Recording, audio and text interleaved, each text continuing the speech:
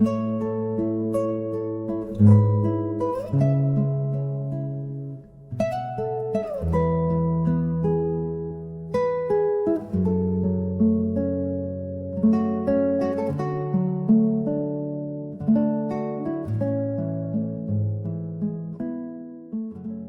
we watch the group go through a morning routine, allow me to give an explanation of what will be seen in this part 1 of Day 4.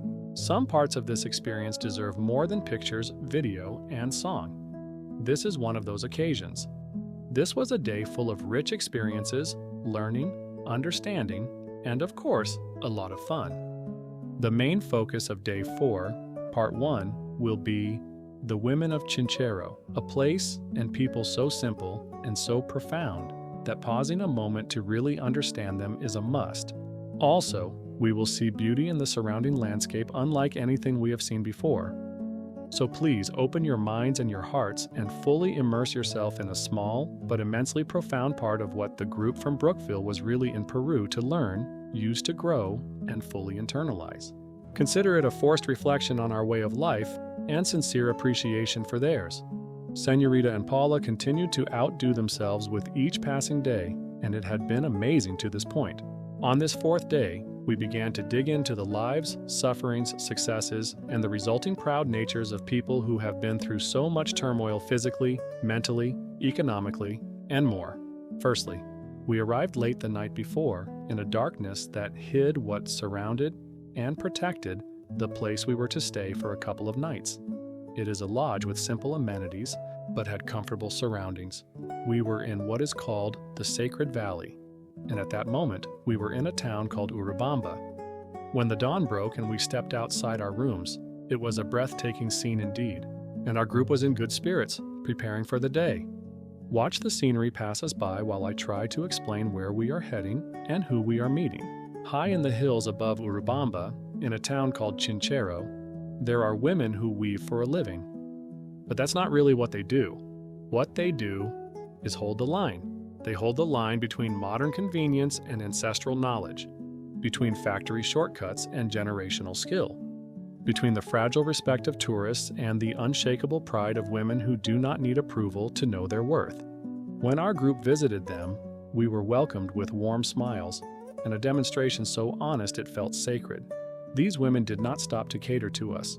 They simply moved from where they were already working to the small courtyard where we could watch them work. They did not stroll anywhere or move slowly with anything. It was not quite running, but faster than average. And what they showed us, it wasn't a performance. In fact, it almost felt like it should be kept as a secret. But watching them work and seeing their skills made it clear that trade secrets are not needed. Why? Because it is not something the modern world can simply pick up and start doing. Even recording them, with the intricate information, thorough knowledge, full explanations, and even where to find the ingredients and resources needed. It was apparent that they knew it could not be simply recreated. This was not shown by arrogance or malice, it was just shown in the most open and honest way possible. When purchasing products from these women, we were not buying trinkets, so what were we paying for? Well, it was survival, refined into art.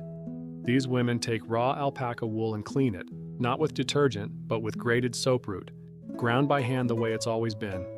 They spin the wool using wooden drop spindles, called pushkas, often while walking, while talking, while balancing the weight of work and family. Then they dye the wool with colors pulled directly from the earth. Crushed cochineal insects for red, lemon or salt to shift it pink or orange. They have mastered almost every color you can come up with. Bark and flower, root and moss. No two shades are quite the same, and no chart or barcode tracks the recipe. The recipe is memory, passed from grandmother to granddaughter. Not to preserve the past, but to shape a future where culture doesn't need saving. And yet, they do this because they almost lost it. Not long ago, synthetic dyes and industrial textiles pushed this way of life to the edge. These women formed a cooperative not just to sell woven goods, but to take back ownership of their skill, their stories, and their economic power. It is, in every way, a movement. Quiet, intentional, female, and entirely their own. Most of us, from the States, come from a world where clothing is instant, where labor is invisible, where tradition is something we post about, not something we rely on to eat. For many of us, including those who came on this trip, the idea of creating something by hand just to afford school fees, medicine, or food, it doesn't even register. And that's not a guilt trip. It's just contrast.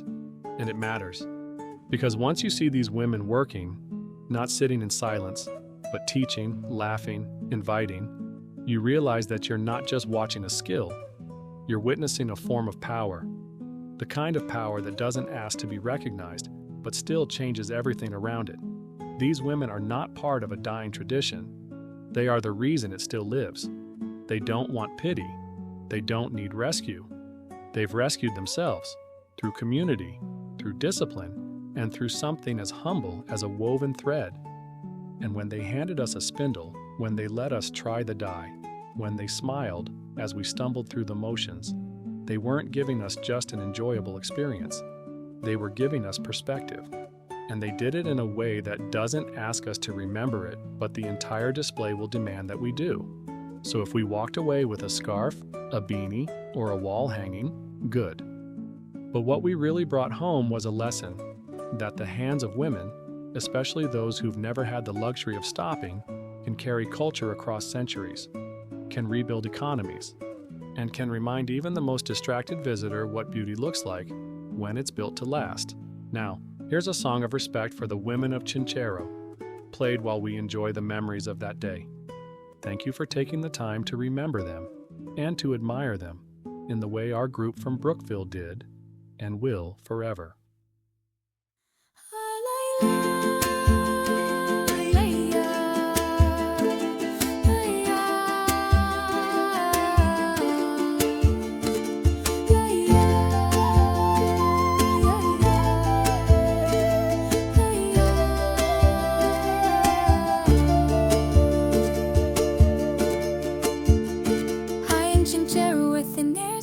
We step through a gate into sacred things, not with fanfare, not with script, but with eyes that held a quiet gift.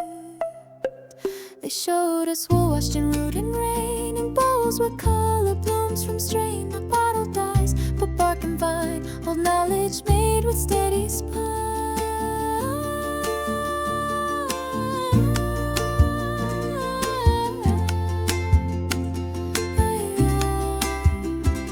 So put foams like a memory stirred, with hands that don't rush, don't waste a word. Alpaca fleece spun smooth and thin, while children chase and old songs begin. We watch them walk and weave and smile, each thread a path, each foot a mile. They didn't boast or dramatize, just offered us their living ties. We weren't the students, weren't the test, but they still gave us their very best. A craft not staged, not trimmed for show, but carried where the rivers go. It wasn't cloth that made us pause, it was the silence that carried cause. A language written in loops and line that made us wish their story were mine.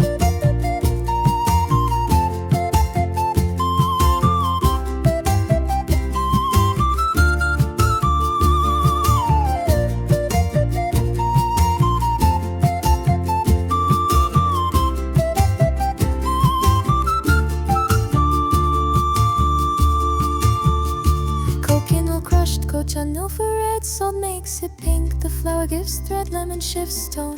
The moss makes blue, a whole world woven in natural hue. Every color meant more than shade, it was soil and time and prayers they made. And when they died, didn't just paint, they mapped a world the rest of us failed. Some of them stood, some sat with grace, pushka whirling at a walking pace. A loom tied to wood, to waist, to heart. Every motion a living art. We watched, we learned, we tried to see what centuries hid so carefully. They didn't sell us folklore or pain, they let us feel the sacred plane.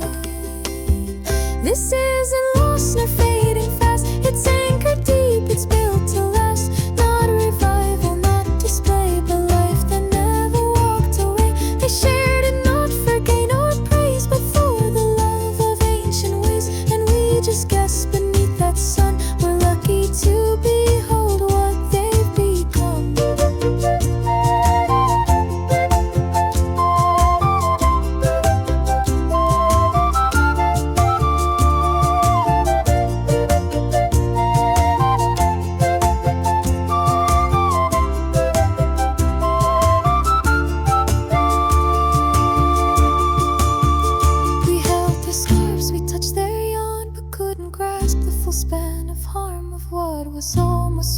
away if not for women who chose to stay. Each pattern told a mountain star of rivers near and losses far.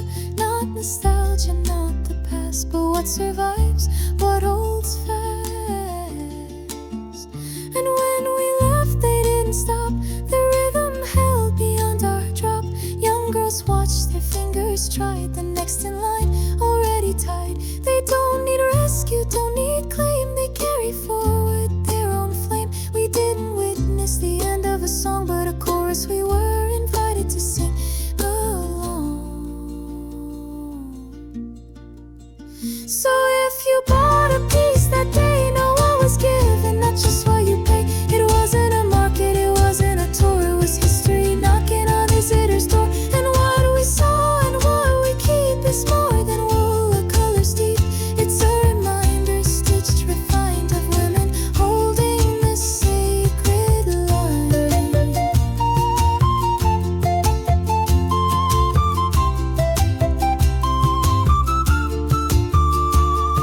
So here's to the weavers of thread and flame, whose quiet strength puts